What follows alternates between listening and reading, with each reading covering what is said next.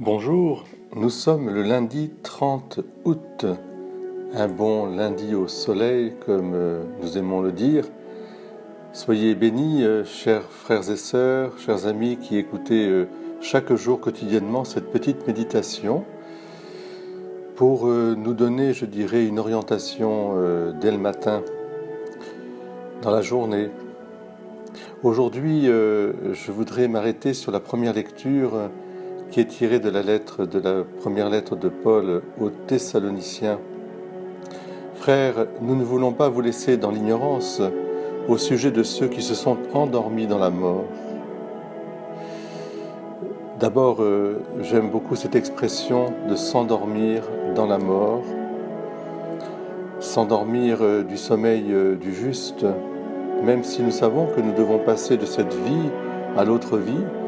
Il y a une porte que saint François appelait ma sœur la mort.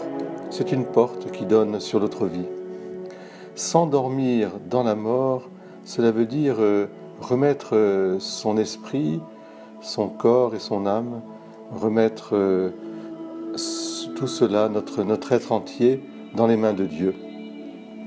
Et nous pouvons le faire puisque nous avons un héros, si je puis dire, alors que nous écoutons la musique de Gladiator.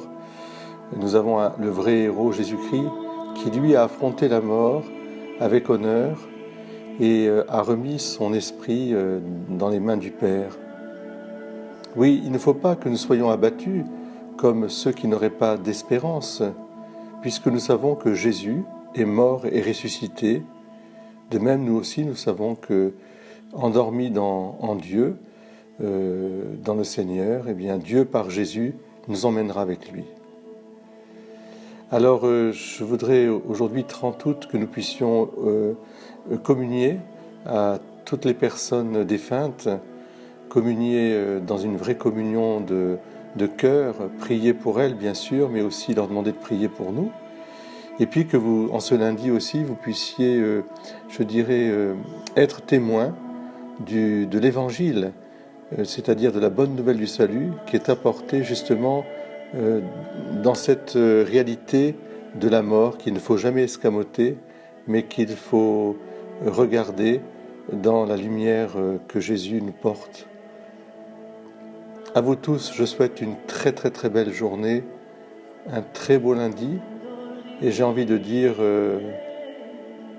eh bien, cette liberté que nous cherchons, elle inclut aussi de s'endormir dans le Seigneur. Et chaque soir, nous pouvons le faire dans notre prière du soir. Maintenant, Seigneur, tu peux laisser ton serviteur ou ta servante s'endormir en paix. Soyez bénis.